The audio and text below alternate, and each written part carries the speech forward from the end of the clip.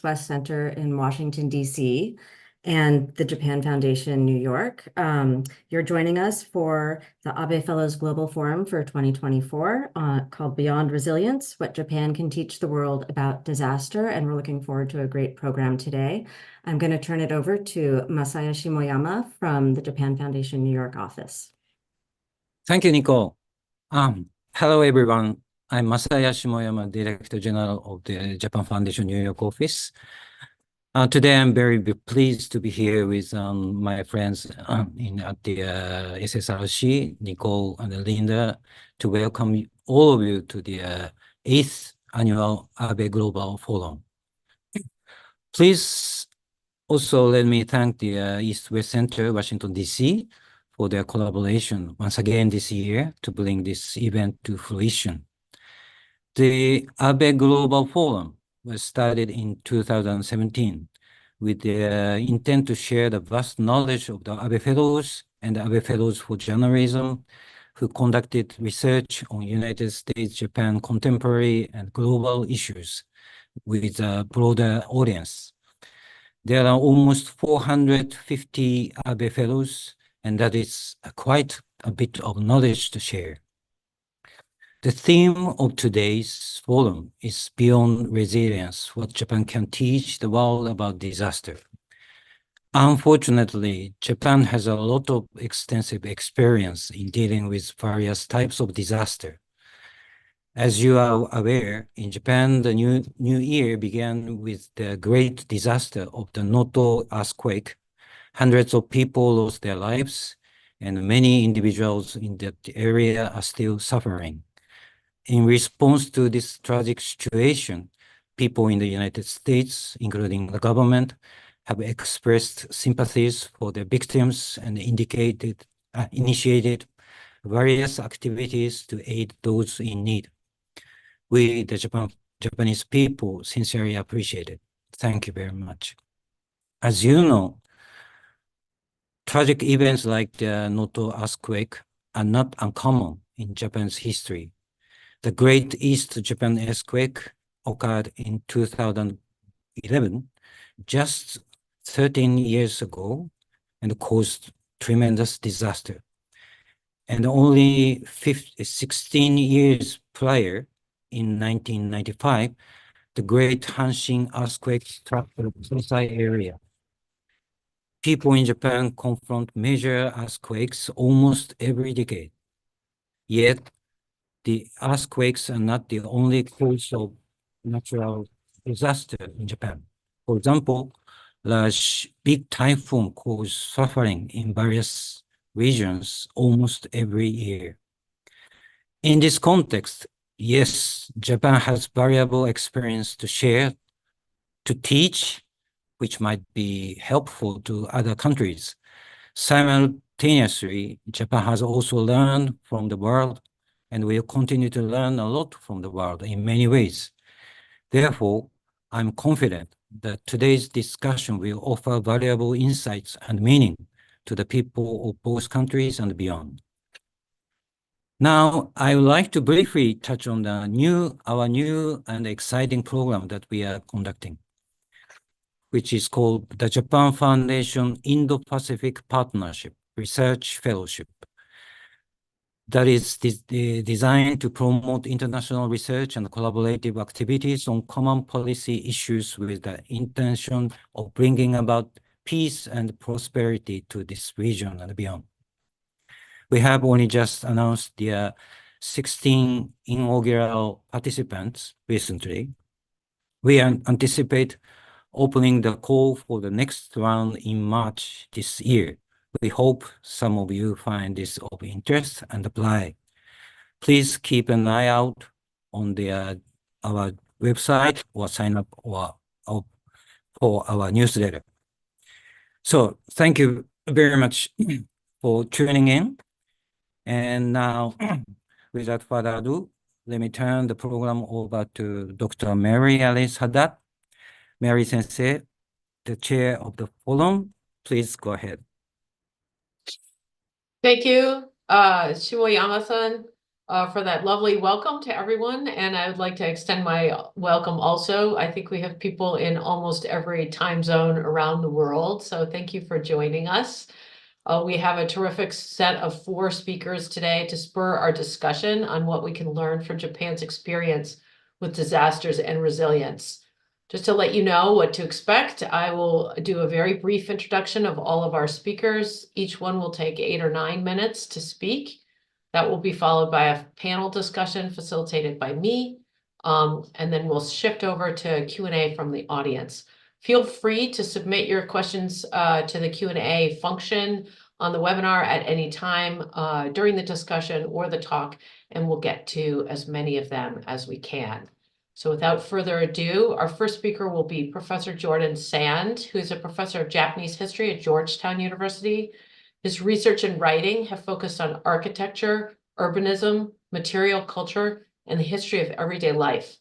He's won numerous fellowships and awards, including a Fulbright Fellowship, Abe Fellowship, Research Fellowship for the National Endowment for Humanities. His books have won awards such as the John King Fairbank Prize from the American Historical Association and the John Whitney Hall Prize from the Association of Asian Studies. His current work explores what Tokyo's historical management of urban risks can teach us about how to manage and prepare for disasters, with a focus on Asia's growing megacities. Anuradha Mukherjee is an associate professor of community and regional planning at East Carolina University. Her research is located at the intersection of disaster planning, climate change adaptation, and community resilience. She uses the Japanese experience to help uncover and explain how municipal land use strategies during large-scale land use reorganization after catastrophic events. She has also been an Abe Fellowship, and her research has been supported by the National Science Foundation, Asia Pacific Network, and the National Oceanic and Atmospheric Administration, to name a few of her funding sources. Her publications have appeared in many diverse journals, such as the Journal of Environmental Planning and Management, International Journal of Disaster Risk Reduction, and the International Journal of Housing Policy. Her current research focuses on community-based land use adaptations developed during disaster recovery to strengthen overall community resilience. Heejung Chang is a professor of geography and associate dean of research and graduate programs at Portland State University. His research examines the complex interactions among climate change, land use change, and water management.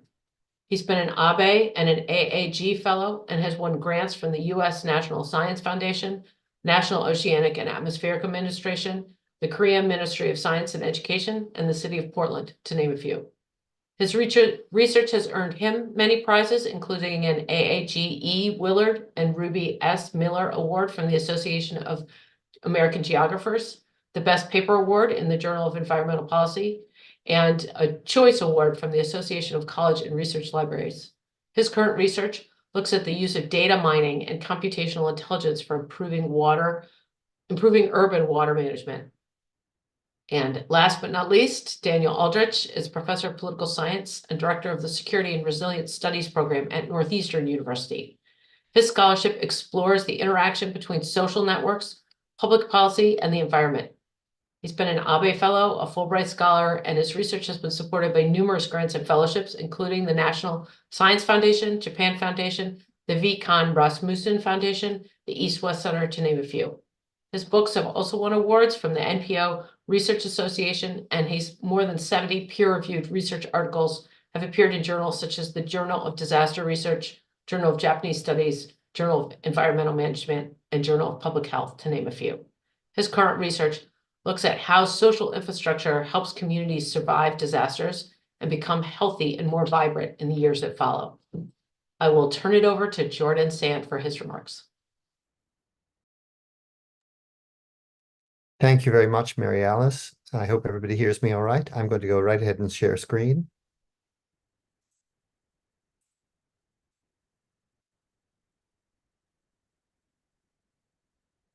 There we go.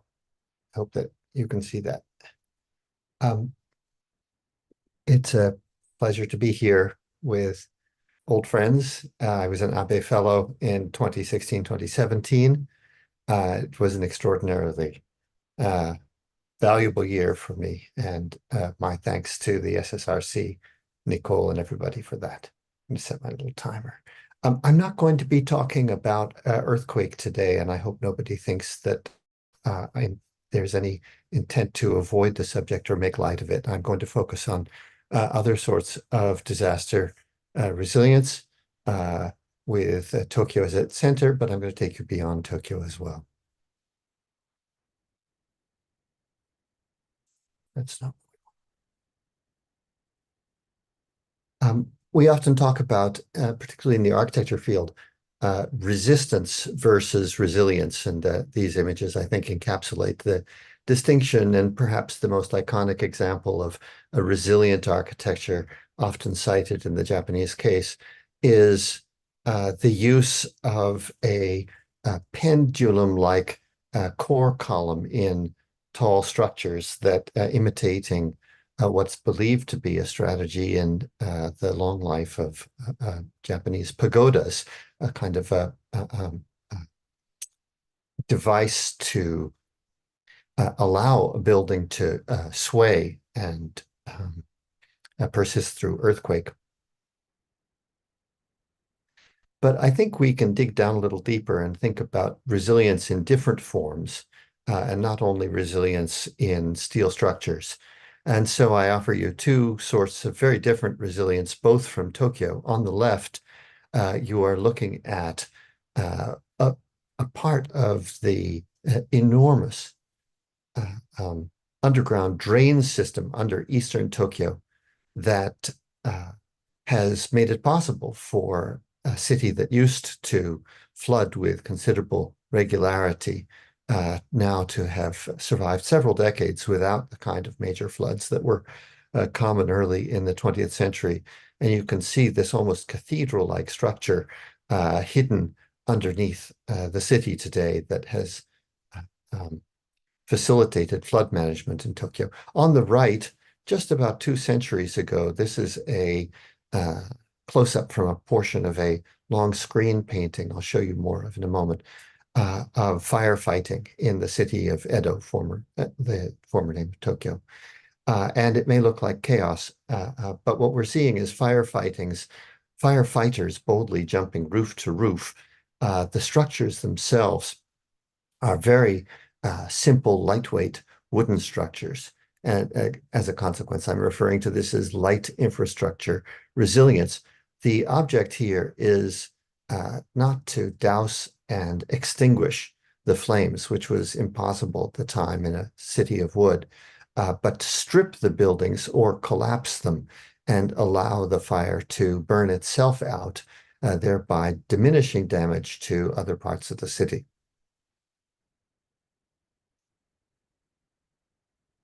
And in fact, as a city of over 1 million people built entirely of wood, Edo burned with tremendous frequency, as this remarkable map indicating the path of 200 fires through the city from the 17th to the late 19th century, done by a Tokyo University physicist, suggests. And you can see these long lines are showing the point of ignition and the point of extinction of fires. They burned right across the city, but these firefighters managed to sort of choreograph them so that they would burn downwind until they extinguished themselves, and the rest of the city would remain intact.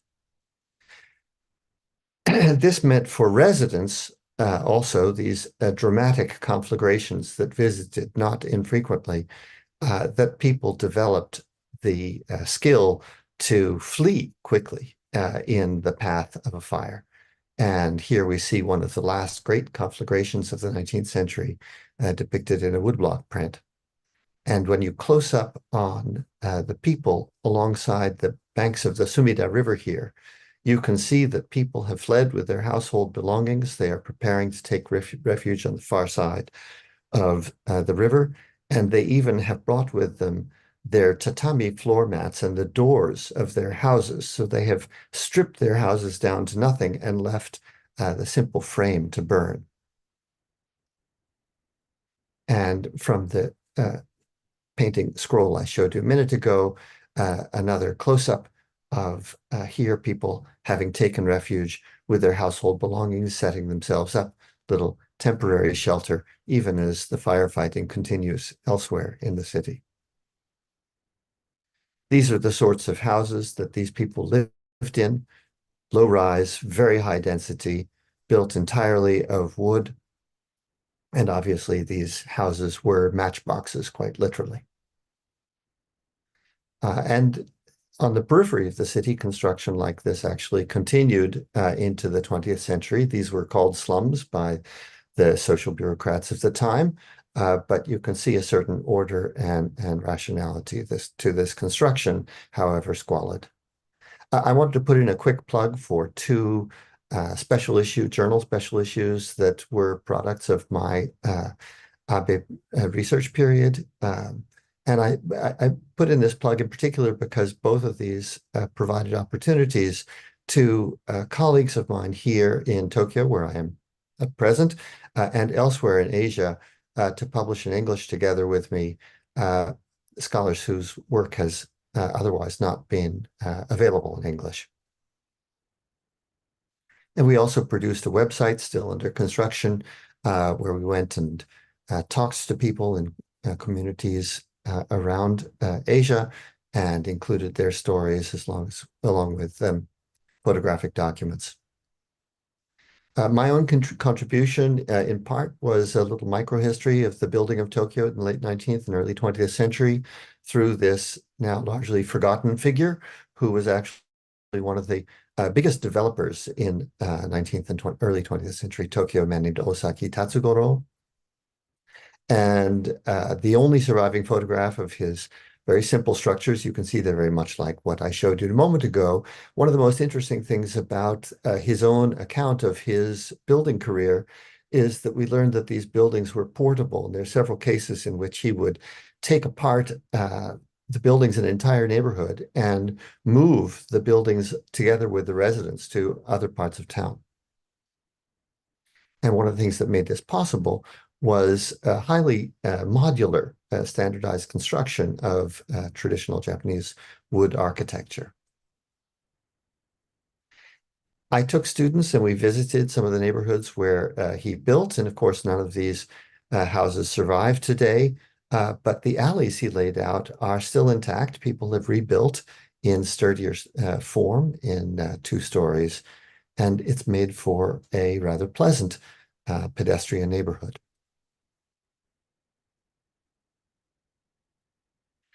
Other members of our collective interviewed people in their own cities. Here, my colleague Uji Nugroho, who worked with informal settlers in Yogyakarta. And everywhere we went, people would have stories of community resilience, have stories of mutual aid. Community in adverse circumstances can form quite quickly. It's not a matter of generations. And they build themselves quite elegant gates, even if the conditions in their community are rather squalid. Similar stories on the margins of the city of Yangon in Myanmar. We visited in 2017. Here, people building a house. They said it would take us 3 days. This little woman is the house owner. She was going to spend $250 to build this house entirely of bamboo. A couple of miles down the road, a supplier of woven mats and bamboo poles for building these houses. These people live in very, very vulnerable circumstances, and a cyclone could easily blow the entire neighborhood away. And it turned out they were vulnerable in another sense as well, because this was the site 2 years ago of a horrific massacre by the Myanmar military. But I heard from local community activists that 60% of the neighborhood had subsequently moved back in again and rebuilt their lives. Similarly, in Bangkok, a city that floods regularly, people learn to accommodate and live with regular flooding. And finally, I used the word risk. I think we could talk much more about what it really means, but it's very common for politicians today speak of protecting people from risk to life and property. And one of the arguments I'd like to make here is that we should be more careful in distinguishing these two. Here we have the irony of a case like Southern California, where people's mansions are protected by firefighters at tremendous risk to those firefighters' lives. At the bottom, we see another piece of the picture scroll of a fire in Edo. The municipal authorities did nothing to protect people's property, but people managed to protect their lives and start them all over again very quickly, even as the fire had barely been extinguished. That's all of my slides. Thank you.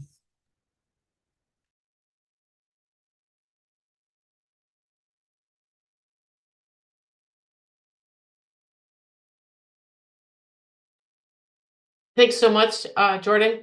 Go ahead. Anuradha. Sorry, I was just trying to,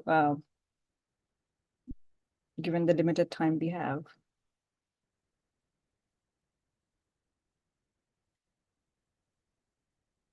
Right, can you see the slides?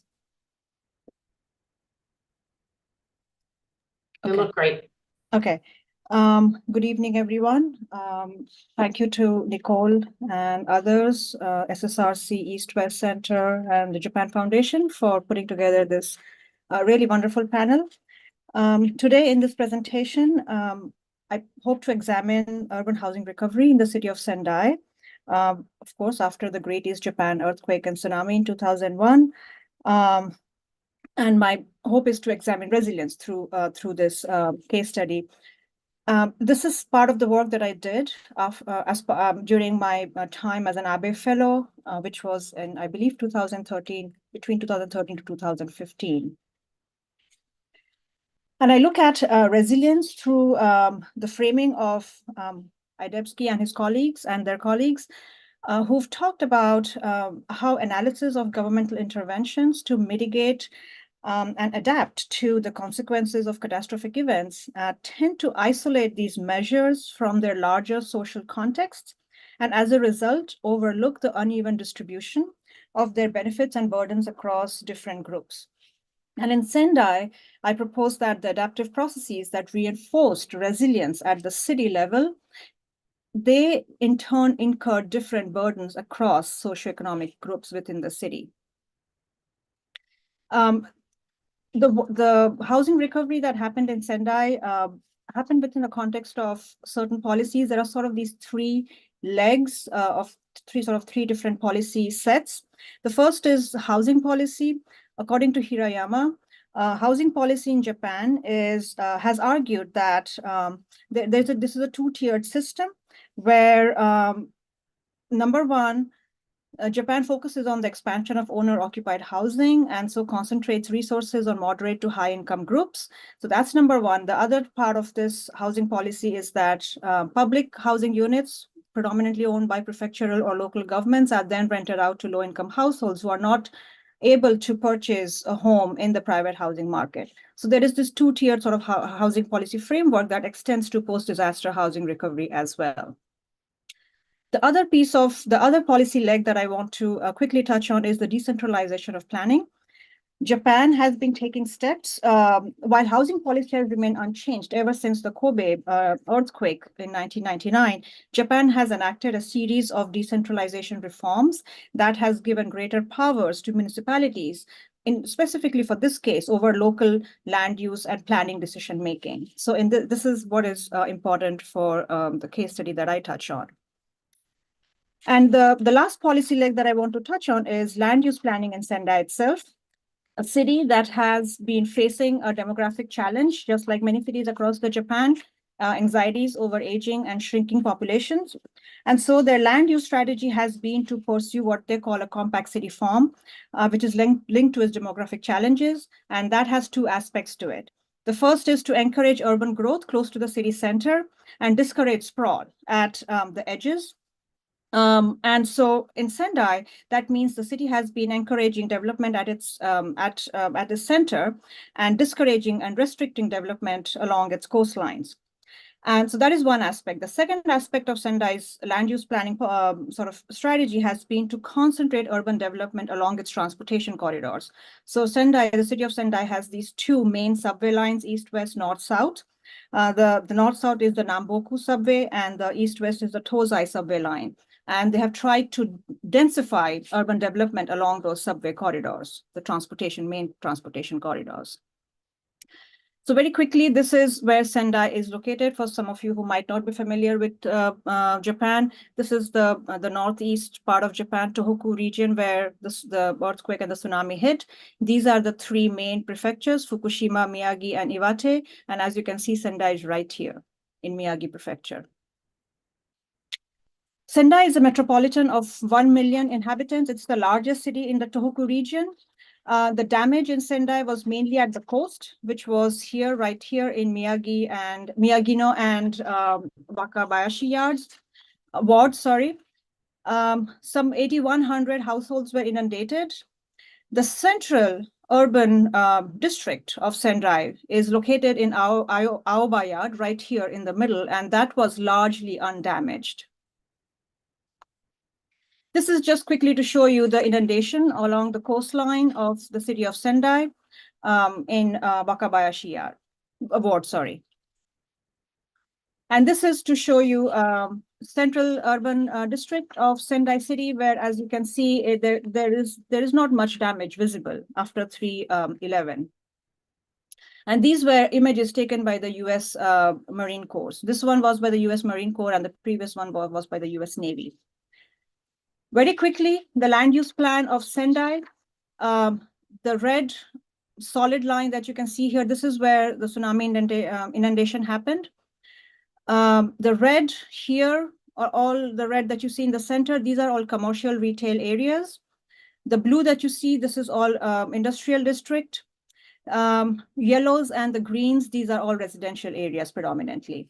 And this line that you see, the black line, this is the east-west subway. This was built after the 3/11 disaster, actually, with funds from the national government. Very quickly, a schema of what was planned for after the disaster. Communities that were along the coastline, the planning was to relocate them inland and close to or inside that urban, close to the urban fringe or inside the urban district in order to densify the city in line with their compact city strategies. Two key policies or programs rather were used. The national government had a whole array of programs as part of its reconstruction recovery package.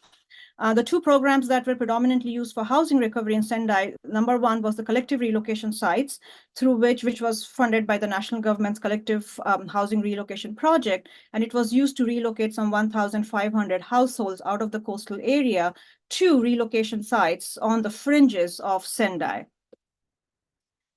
The other aspect was the public housing, which was using another program, which was funded through the national government's Disaster Public Housing Development Project. And here, it was this part of the program was predominantly private developer driven. So the government just gave, basically invited bids from private developers who then went out, acquired land, build the housing developments, design the units, build the housing developments, sold it back to the Sendai city government, and then the Sendai city allocated those to eligible households through a lottery system.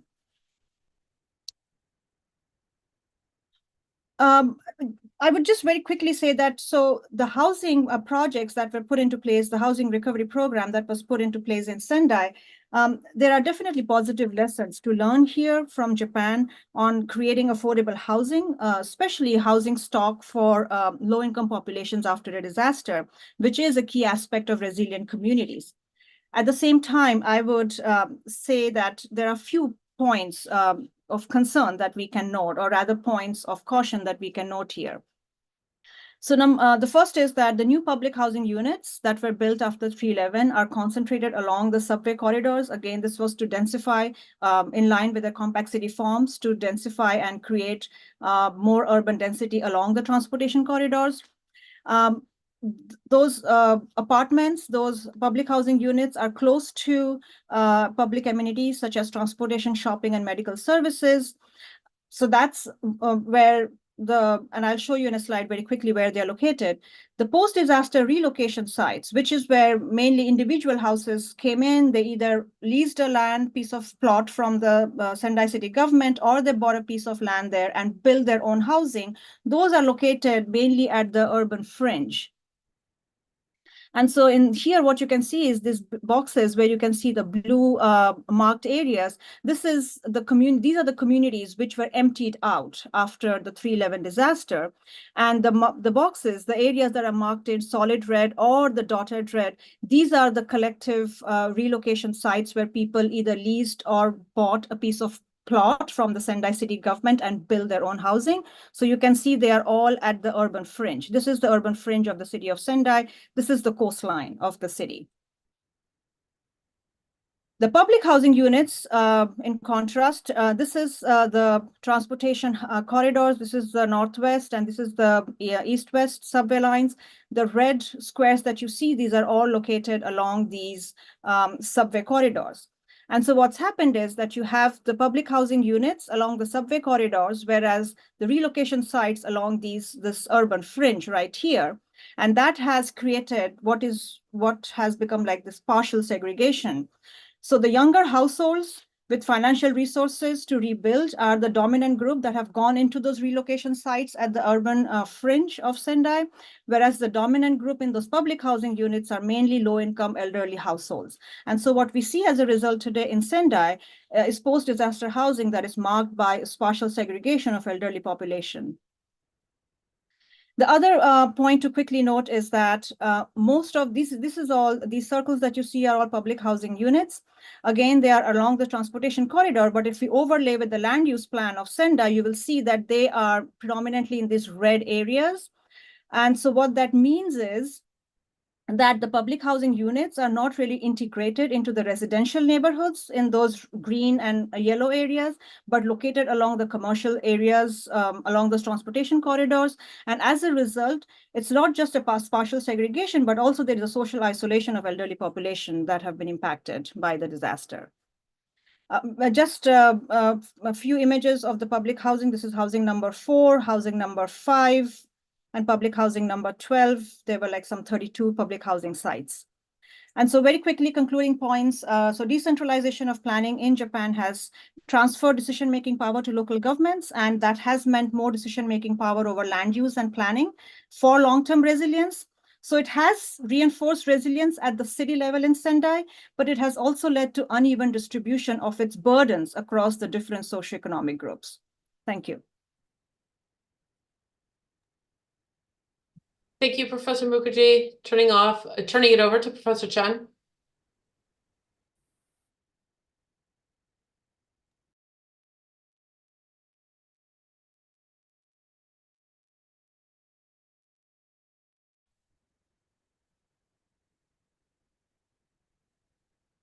Hi, it's my great pleasure to talk with many of you, and good morning and good evening, depending on your time zone. So I was an Abe Fellow in 2019. I was so lucky to spend time in Tokyo, the University of Tokyo, at Center for Spatial Information and Science. So I'm going to talk about the flood risk management and how Japan, in particular, the Tokyo, they have been dealt with flood risk management and how we can learn lessons from their experience. So in October 2019, there was a typhoon called the Hagibis. Some of you may remember it was a Category 5 typhoon. The higher the number, the Category 5 is the most devastating typhoon. And in a warming world, when you have higher ocean temperature, more water evaporates to the atmosphere, and those extra energy from the tropics is transferred to the mid-latitude. That's what happened in October 2019. And it has tremendous damage and disrupting a lot of city infrastructure. So as you can see from this figure, so the amount of precipitation in a very short period of time is over like 5 millimeters, so which is more than a third of annual precipitation. So in the last decade, from 2010 to 2019, there are 4 major disruptive weather-related disasters, including Hurricane Hagibis. So you can see those extreme events are becoming more common with climate change. So how do we deal with those climate-related hazards in an urban environment? So we have to look at like a 3 dimension. The social, ecological, and technological dimensions, because city include like people and its environment and a lot of infrastructure, and they are tightly interconnected with each other. So once you make any change in one component of the system, it's going to have a cascading impact. And a lot of those social, ecological, technological elements are also common and public goods. So there is a way we can invent some new changes to make good for the entire public. And so urban flood management rely on those interactions. So how we can actually change the system to create more resilient future. So in the literature, there are learning loops has been suggested. There are 3 different types of learning. One is single loop learning. This is more like a reactive learning. For example, let's say there was a big flood and people tried to increase the height of dike by 20 centimeters. That's more like a reactive, just short-term fix. Versus the double loop learning is you have more reframing, changing like assumptions and framework. And then, for example, if you change flood risk management, maybe we need to look at both surface and groundwater management together. And now we want to consider future climate change, but still doesn't fundamentally change the context. So the triple learning is the most advanced. And as the previous speaker mentioned, let's say instead of building dikes or creating new infrastructure, maybe we need to move people out from vulnerable zones. So completely relocating people. So that may be considered as a triple learning. So I combine those sets of social, ecological, technological systems with a social learning framework to understand urban flood resilience. So in the first single loop sets framing, you can see the technological systems still dominate the system, and then you're more reactive. But once you have double loop learning, you can change the assumptions and goals. Now you have more social elements included within the set system, but still the ecological components are lacking. And then with a triple learning system, you have more direct interactions among different components of the set system. You can see the social, ecological, and technological system within the triangle interact more closely. And then it has a much deep changes in the context. And you consider both past and future climate events. And then you can map those social elements and ecological and technological elements. So I used a government document to conduct a content analysis. So we look at 2 different years, whether there is a social learning. So documents I used was the city comprehensive plans and the hazard mitigation plan. And so we look at the relevant text and then quote and code those. For example, let's say we talk about changing life safety and preventing a life-threatening situation that belong to emergency management. It falls under social domain. So based on this, so I created a spider diagram. So you can look at how the comprehensive plan, the change happened. So you need to look at two things. One is the shape of the diagram, and the other is the size of the diagram. The larger the size of the diagram, that means you have more frequent mention those strategies. So over time, compared to 2009, the 2017 have a larger polygon size and more technological solutions mentioned in City Comprehensive Plan. But also the social strategies have expanded over time. But in contrast, there are lack of mentioning in the ecological strategies. In the city hazard mitigation plan, you can also see similar changes over time.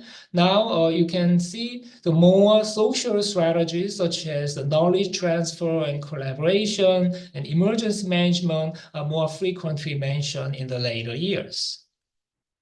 So one example is a social technical solution. It's called super levee. It's very unique in Tokyo.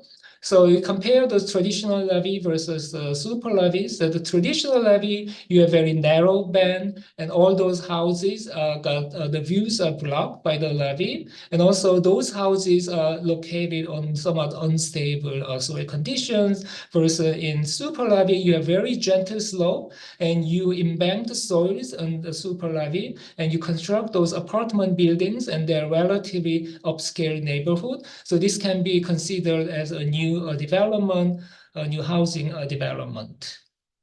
But at the same time, the city has realized the one water concept. You have to deal with both a fluvial, the overflow of water, and the urban and pluvial flood, like a street flooding that can happen as a result of intense precipitation. So you have to integrate those two different laws into one. So the city attempts to change the regulations. And also, we need to rethink about the new development in those flood-prone areas. So after the hurricane, the typhoon Hagibis, the Ministry of Finance are stressed. Maybe we don't need to develop all the areas if those locations are very vulnerable to floods. With that, I appreciate the Abe Foundation and Professor Takashi Oguchi for my host. Thank you. Thank you, Professor Chang. Turning it over to Professor Aldrich. Thank you very much. Are my slides visible? I'm assuming they are. Okay, so good morning from Tokyo and good evening from America. Thank you to our hosts, of course, the Abe Foundation, the SSRC, and thank you, Mary Alice, for hosting us as our moderator. I want to talk really quickly just about an interesting aspect of research that's been on my mind now for a little bit of time, which is, I think, been touched upon by previous speakers, but what I'm calling social infrastructure. And I want to begin with a story, actually, of two communities in Japan, Taro and Sumohama, which are pretty close neighbors, actually, up in the Tohoku region of Japan, which, as we all know, was hit back in 2011 by a major earthquake, tsunami, and then nearby the nuclear meltdowns at Fukushima. These two communities, Taro and Sumohama, had literally centuries of human existence with tsunami. Both of them faced the same shocks over time. Both of them had devastation and regular loss of life roughly every 50 to 100 years as another tsunami came in. But Taro and Sumohama chose two very different ways to confront those regular natural hazards. In Taro, this is the image on the left of the screen, they became known as the Great Wall of Japan, a 15-meter tall seawall made of concrete that actually bankrupted the community twice in the 1960s and 70s. In contrast, in Sumohama on the right, rather than building this massive set of seawalls, which would encompass the entire community, they instead decided to build a set of natural drills, ways of getting people out of the community quickly, organizing, providing information, a form of social infrastructure centered around the city hall and libraries. And I'll just ask you the question maybe to answer later, where would you rather live if you had to choose one of these two, and which of these two communities do you imagine had this lower levels of mortality on 3/11? But our research in our lab is focused on the fact that these kind of spaces and places, like we saw in Sumohama, where people get together and carry out activities, are a critical element of life, not just for daily activities, for improving quality of life, but also for building the ties that also build resilience. So we've categorized these kind of facilities into four different areas.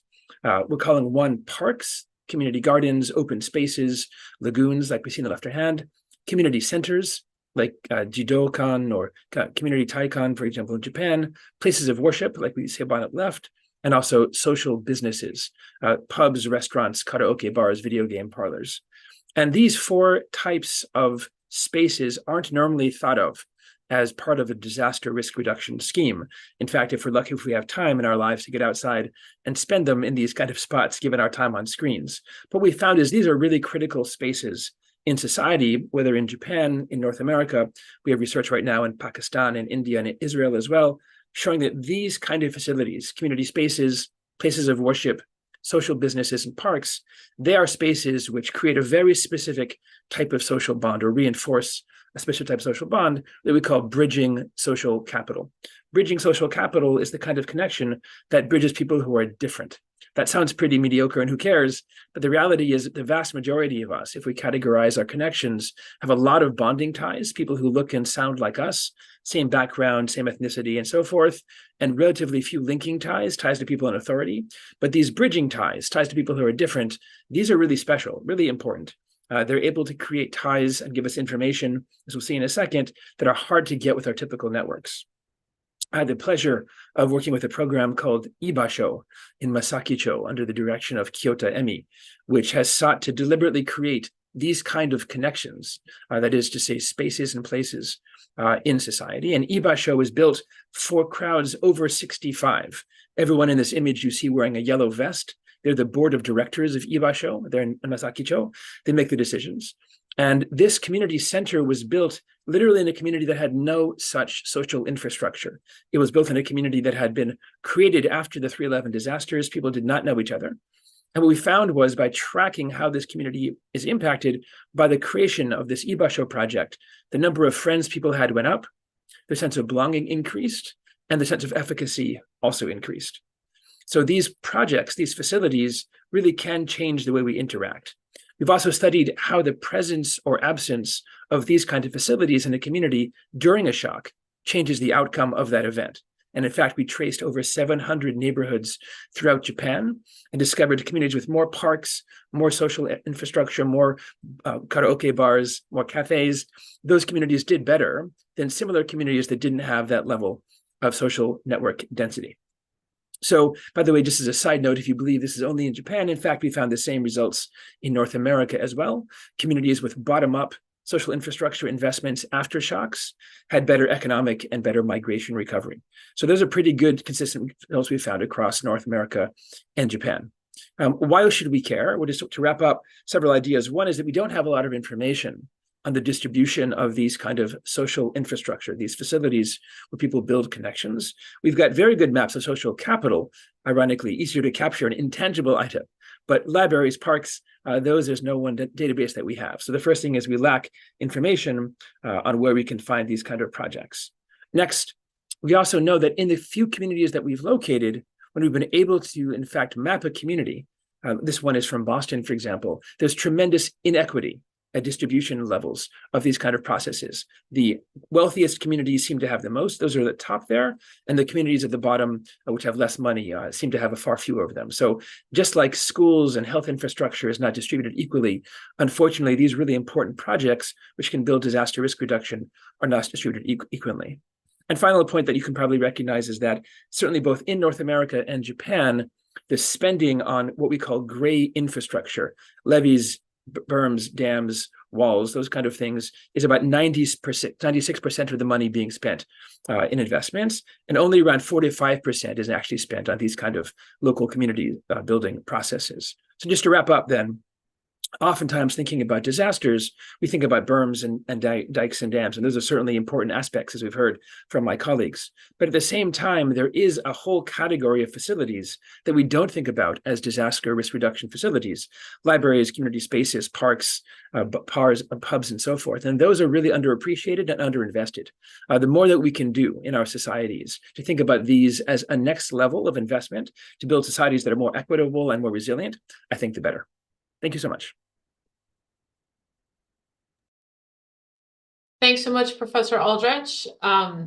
We'll now have some time for a panel discussion among the panelists. And for those who are listening in the audience, if you want to put any questions that you have using the Q&A function, we'll get to them after we're done with the panel discussion. Sort of pulling off of the points that just came out of the last presentation about social infrastructure, all of the presentations talked about the interconnected nature between social and physical infrastructure. And in many ways, this is sort of a chicken and egg setup where if you have certain kinds of physical infrastructure, people adjust their social behaviors to interact with the physical infrastructure that they have. And then also they build physical infrastructure to accommodate the social infrastructure that they have. And so it's a cycle that goes around. And I wanted to ask sort of the whole panel to reflect on, since you come from very different research backgrounds and perspectives from your disciplinary avenues, what you think about the sequencing of building physical infrastructure leading to social environments changes, and or the reverse of that. So how changes in social behavior or social infrastructure might then influence the way that that physical infrastructure is built, particularly with respect to disasters and resilience, thinking especially towards climate change, where some of these things are on the horizon, and it might be a one-off thing now, but is likely to happen in the future. I don't know how to choose who goes first. If someone wants to just raise their physical hand or their little orange Zoom hand, I'll take comments whenever you feel like. Yeah, go ahead, Professor Aldrich. Yeah, first of all, I think this is a great question. And certainly it's never black and white, right? When we only need one or the other. And I think there is an interaction over time. I think there is an important element, though, that we've seen in past shocks and disasters when there's almost an over-reliance, I would argue, on the presence of seawalls, berms, and dikes. That is to say, certainly in communities where they have had these for years and gone bankrupt, many residents that we interviewed who had family members who didn't survive said one of the reasons they didn't leave early was because the presence of these walls told them they didn't need to.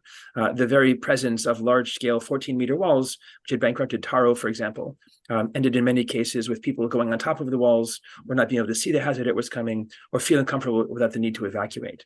So it is absolutely true, right? The presence of these walls gives a sense of security, and then people do build behind them. And we see this pretty regularly. I think we need to have a broader question then for society, which is, when we know that these areas are vulnerable, they've been hit by tsunami, not just once, not just twice, but literally dozens of times over the past hundreds of years, how do we balance the need for society to have a convenient, close to the ocean kind of location with the real dangers that come with having this? And some societies like India, for example, have tried to ban the presence, for example, of coastal communities. And also, of course, in Japan, after 3/11, many communities were asked to move back, right, several kilometers from the coast to make it less likely to need these kind of large-scale berms and dams. Anyone else? I can maybe, unless there is somebody else. Yeah, please go ahead. I think this is such an important question that we need to consider all the time and not just during or after a disaster. Because what I observed in my work in Japan was that communities who had really good social, strong network bonds were the ones who were able to advocate well for themselves as to what types of infrastructure they want to be built in their communities. They were much more well organized. They knew how to ask for what they wanted. I mean, they were able to organize well in order to ask what they wanted. Or how they wanted the communities to look like. They were able to put their vision forward in terms of what kind of hard infrastructure, or maybe not hard infrastructure that they want, or maybe not the type of infrastructure that the government was envisioning for the communities. So that social strong network organization within communities, I think, is important, regardless of whether we are looking at a disaster or post-disaster event. And I think a lot of that the reason some of the way elderly populations were isolated in these apartment blocks was because they lost their strong social network, because when they were taken from the coastal communities that were flooded into first phase was the temporary shelters, they were fragmented all over the place. There were so many temporary shelters. And then from there, when they were moved into apartment buildings, public housing apartment buildings, they went through another level of fragmentation. The bonds that they had built in their temporary housing, temporary shelters were again fragmented as they were moved into apartment buildings. The government did have, there was a policy that if there were 5 or more households coming together, they could move collectively into public housing units, but not everybody could do that. And so, yeah, so this is something that we need to think about all the time. Thank you. Professor Chang, Professor Sands, either of you, yeah, please go ahead.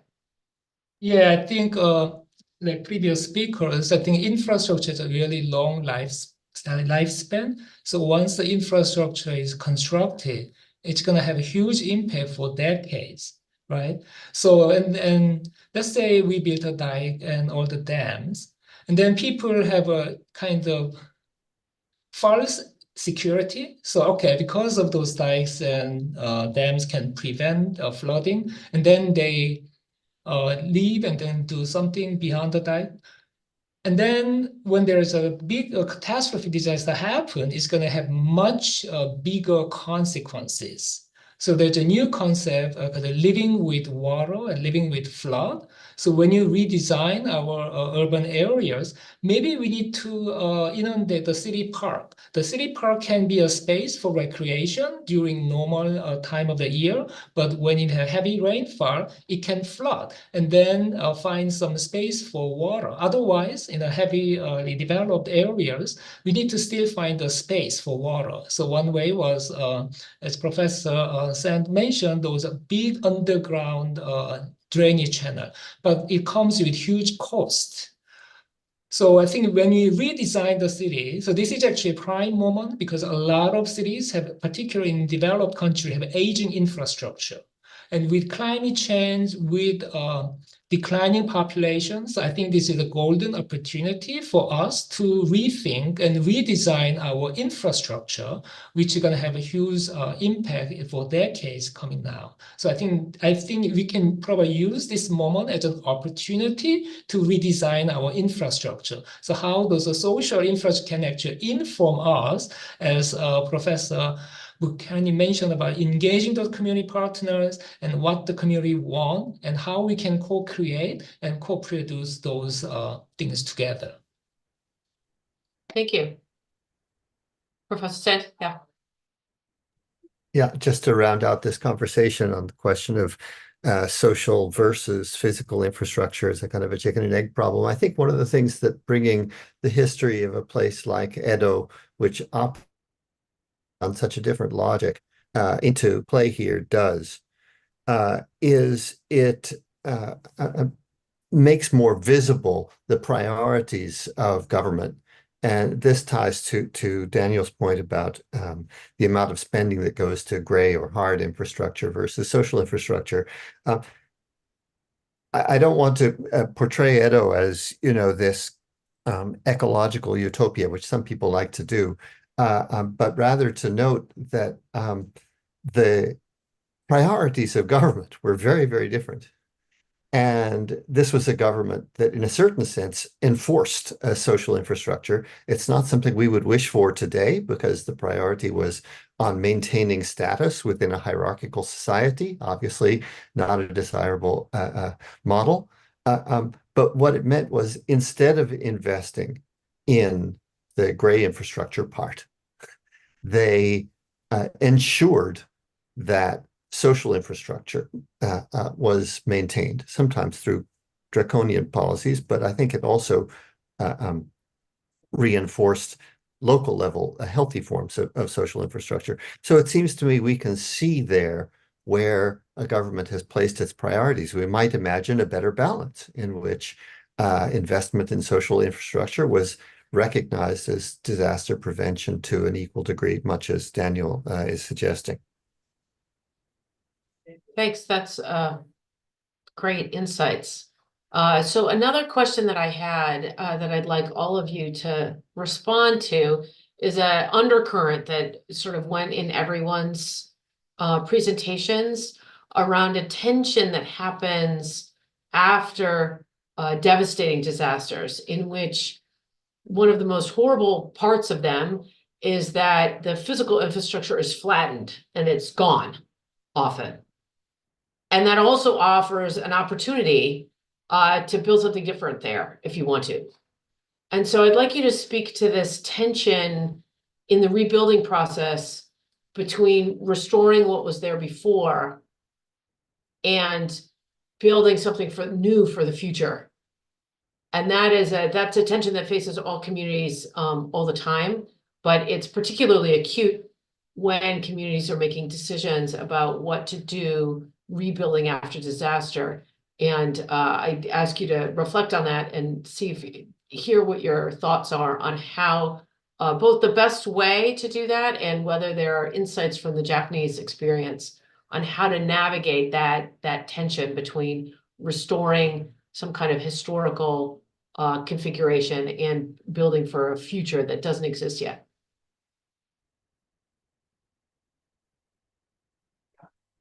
Anyone could go first. I'll just jump in and I say one of my colleagues, Peter Montanle, has been studying the seawalls in Japan. And I said none of them actually have built in anything at all for climate change. So if you look at the reports that are written, if you interview the engineers that are there, speak to local government officials about these seawalls, many of which were destroyed by 3/11, by the March 11th triple disasters, many of them were built exactly as were or a little higher, but no discussion there. Well, how will this be changed in the future by the presence of higher seas? So I think there is a bit of a lacuna in the broader Japanese policy sphere.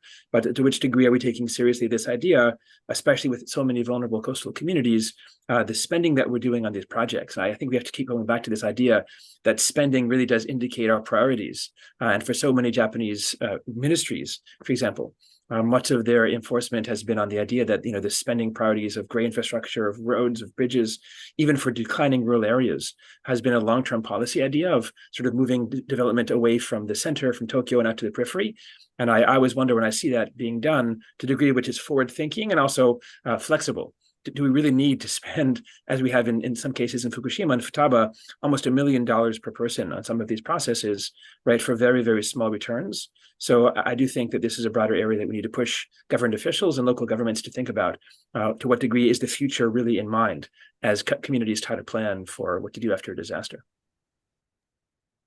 I'd like to hear Anuradha's impressions on Sendai in this respect too. I mean, certainly there were negative lessons as well as positive, but I wonder whether Anuradha wants to talk about Sendai reinventing itself a little bit.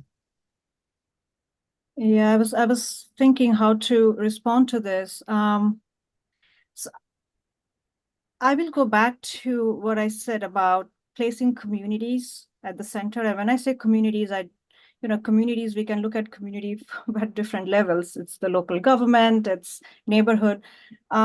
I'm talking about really grassroots at, the neighborhoods who've been impacted, and discuss with them the vision that they want for any future recovery or reconstruction. Because if you want buy-in from communities, then that would be the way to go.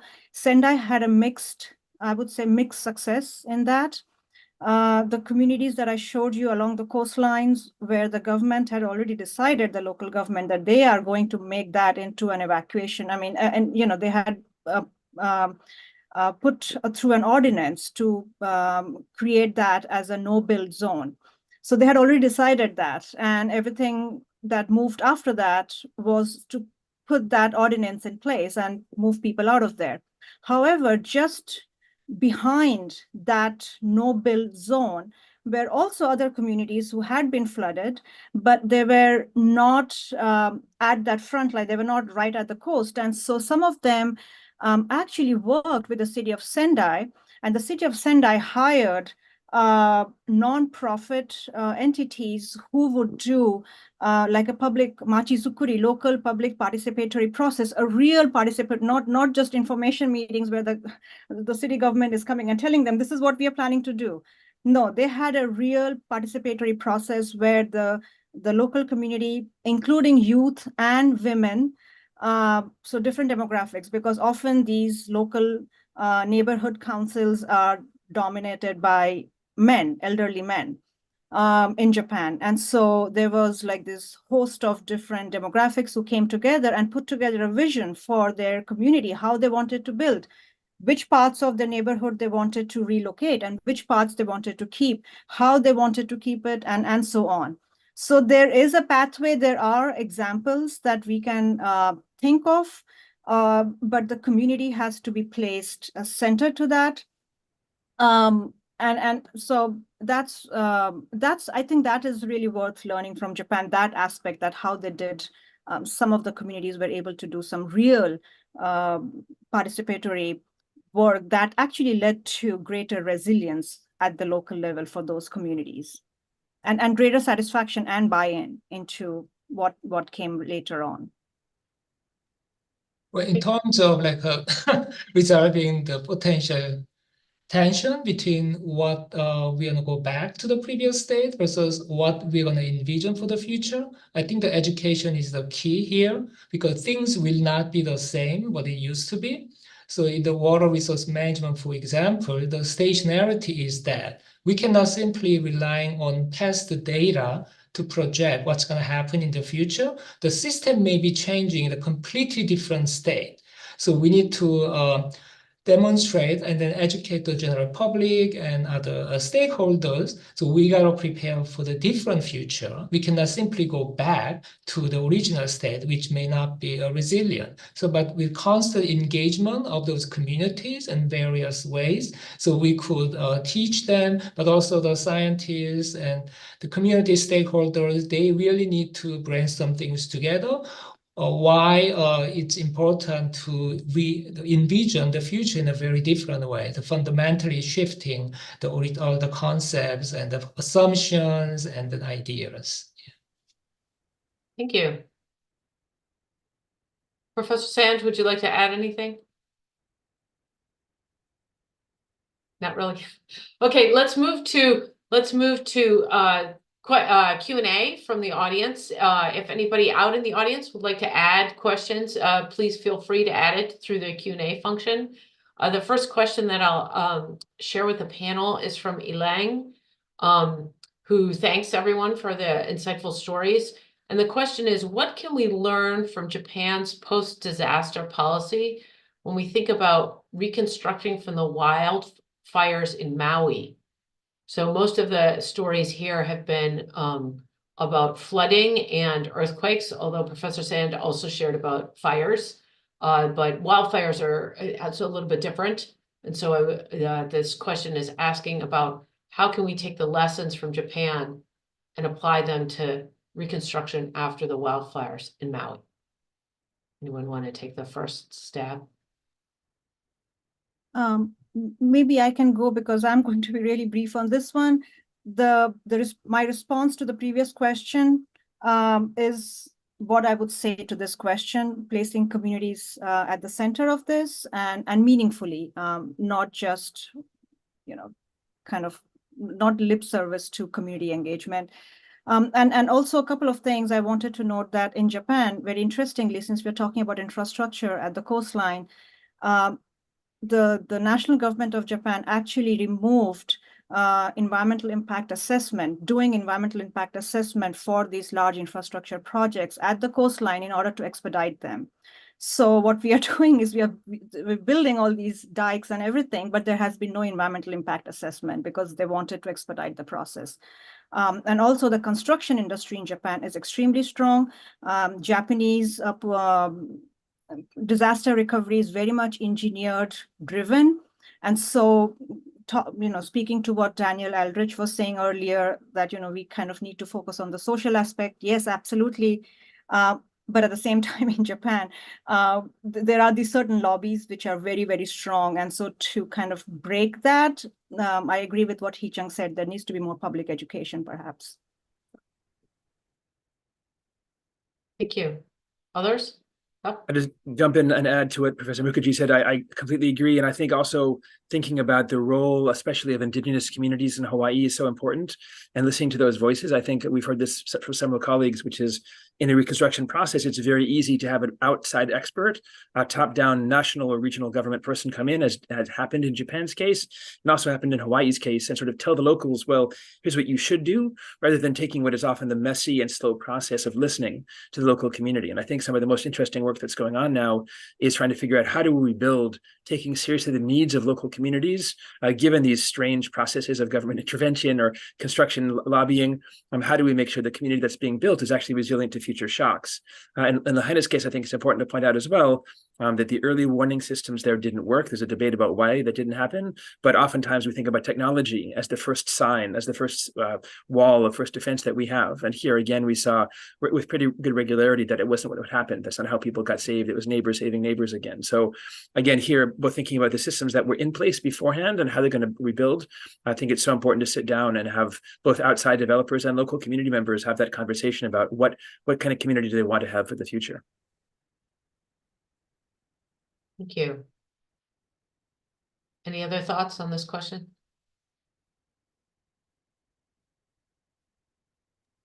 I think addressing also the social infrastructure, but also looking at both social and technological infrastructure together. So a lot of those post-wildfire or post-floods and earthquake, sometimes the infrastructure is very vulnerable when there is a big shock. So in that regard, I think more distributed infrastructure. So maybe we have more storage for energy and water or food at the community level, and how they can at least mitigate some the disruption that happened in a short period of time. But also we need to have some more redundancies. So in infrastructure management, like a redundancy may not be necessarily bad, but if you're trying to rely on one big infrastructure, what if that infrastructure fails? Everyone will get affected. So I think we need to rethink about the way how we manage the infrastructure and how that has implication for broad society.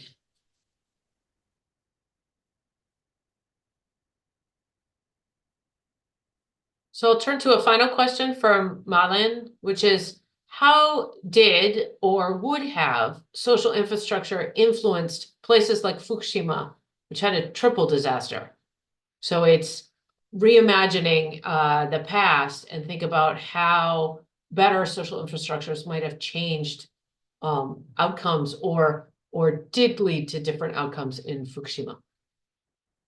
I'll just really quickly say we did a project interviewing about 800 people from Futaba who had to evacuate because of radioactive contamination. And the one consistent thing that we found was that a variety of typical things didn't really help. Things like being wealthier, for example, things like being younger, things like having better physical health. But over and over again in interviews with them and surveys, the one factor that was protective of mental health, which unfortunately for many people from Futaba was quite poor. PTSD, anxiety, concerns about radiation and cancer. The one protective factor was social ties they got through interactions with neighbors at spaces in their communities. So at least in the research that we had done a few years ago on Fukushima, what we found was that these were spaces that were protective of their mental health in a very severe crisis. Anyone else want to speak to this question?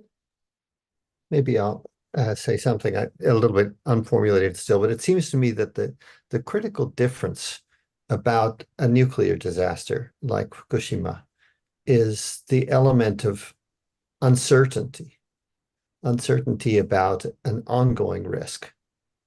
And in the case of the Futaba and other Fukushima communities that were directly affected, people were forced to leave homes that appeared perfectly intact and were placed in a very vulnerable, almost abject situation in temporary housing, where I suppose they were able to maintain their social ties. It must have helped a great deal. but the tremendous uncertainty about what was happening to you, what the long-term consequences might be, make it very, very different from other kinds of disasters. And that and the fact that people have been displaced for an indeterminate period of time. Again, you know, the contrast, for example, with a fire in Edo, which actually is very much like a wildfire, it is very stark, because there the source of risk is spectacularly evident. A massive fire sweeping in your direction. And yet it's also knowable in a certain way. It's familiar. This happened repeatedly, and people got good at escaping, and they knew it was going to blow through. This is also the case with typhoons in many places. And I do not mean to underplay the real dangers and, of course, loss of life as a consequence in many cases. And so we need to continue to think about, preventive measures and effective response. But the fact is that at a psychological level, they're totally different kinds of disasters.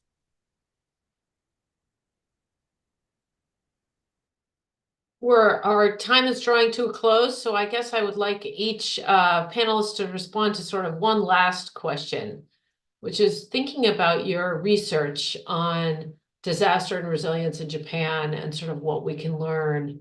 A lot of people probably on this call and elsewhere talk about Japan as a unique and special and different place, which of course it is, because every place is unique and special and different. And thinking and listening to your stories, they may be thinking, oh, well, that's all great for those Japanese people, but like that wouldn't work in my community or where I live. And so thinking about what your research is, if you were to pull one thing and say, this is a lesson that everybody can learn from the experience of Japan, what would it be?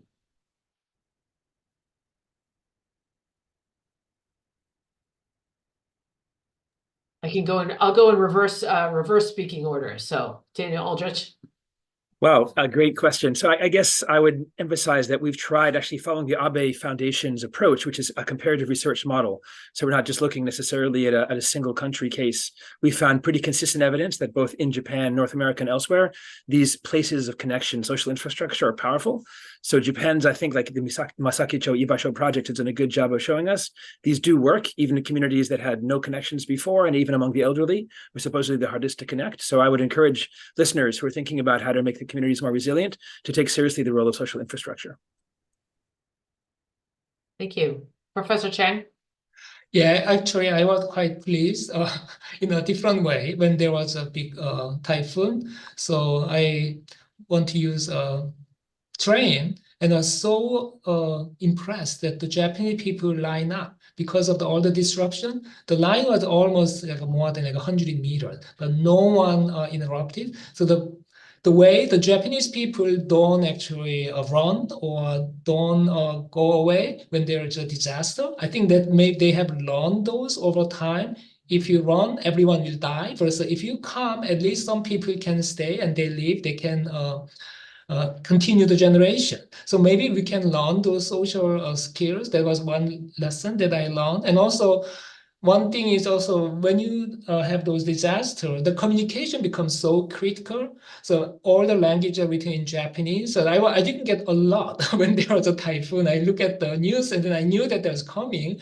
But a lot of Japanese, they use a smartphone, and also there's a community center that lets you know that how high the water level might be. But it's all written in Japanese. So something that particularly in the diverse society like the US, we have many different population, and the immigrants, they're communicating the disaster in the right way, in the right time, at the right place, can certainly help alleviate those risks. So I think I do agree that Daniel. So a lot of, when I look at those government's documents, they did a shift from purely technological to social, but whether that is transferred in the budget and then all the implementation, that's still questionable. So now there is a plan. So the government agency need to probably implement those more social and also ecological strategies. Because when you look at water management, it all has some environmental impacts. So we have to look at those all of those things together in the sets framework. That's my 2 cents. Thank you. Professor Mukherjee? So I do work in the US in Eastern North Carolina, which is a predominantly rural area. So there is a bit of a difference between the work that I've done in Japan, which has been mainly in an large urban area like Sendai and Ishinomaki, whereas the work that I'm doing in US is mainly in rural communities. But having said that, and trying to connect to our discussion, the rural communities that we've been working with here in Eastern North Carolina, they are very close-knit, tight communities. So they have that very strong social network and the connection. However, they have other issues which are similar to Japan, such as aging and shrinking populations, lack of they are very resource poor and so on. One thing I do think they can learn from Japan is, which Japan did very well, at least in Sendai, was figure out how to work with private and other entities to create affordable housing.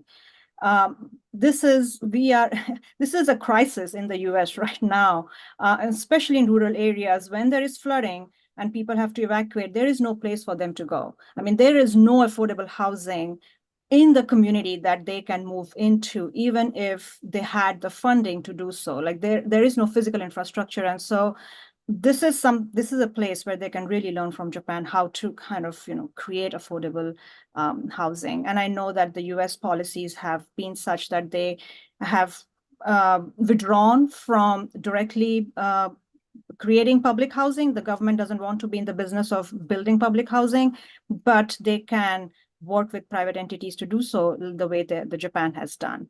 I want to touch on a difference that I also see is that in Japan, in some ways, what happened at the coast was this massive coastal retreat after the tsunami. It was not for sea level rise, but it was a massive coastal retreat. Whereas in the US, there is some retreat going on, which is more incremental because of the way our policies are through buyouts and other ways. But at the same time, all of this means that we do need more affordable housing. And so that's something they can learn from the Japan cases. Thank you. Professor Sand? Thanks. Yeah, actually, I think I'll respond less in relationship to disaster management than city building for community, since community has played such an important role in our whole conversation here. And my project, when I was doing my Abe research, was more about commonalities between Edo, Tokyo as a megacity and other megacities around Asia, and particularly the nature of marginal communities in them, than it was about Japanese uniqueness.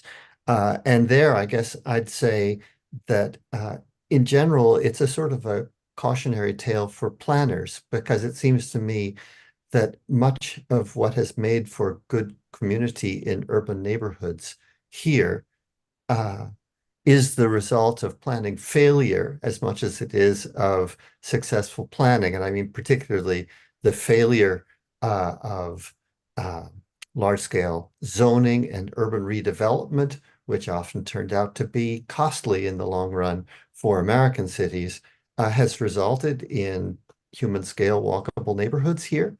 And I dare say that as the communities on the margins that may have started out informal or unplanned in other megacities managed to sort of incorporate themselves into the urban life and economy, that we'll see similar things if wholesale urban redevelopment can be avoided. Thanks so much to all of our panelists. That's lots of things to think about. And I'll turn it over to Nicole Levitt to close us out. Thank you, everybody. Thanks for a great presentation and great discussion. I'd like to thank the East West Center and Zoe Weaver for helping us out here today and hosting us so generously. All of our panelists, Jordan Sand, Daniel Adrich, Hee-Jung Chang, Anuradha Mukherjee, and Mary Alice Haddad for her excellent chairing of the panel. And also the Japan Foundation New York office and their support for the Abe Fellows Network and this Abe Global event each year. So thank you, everybody, and thank you from the SSRC. I hope you enjoyed.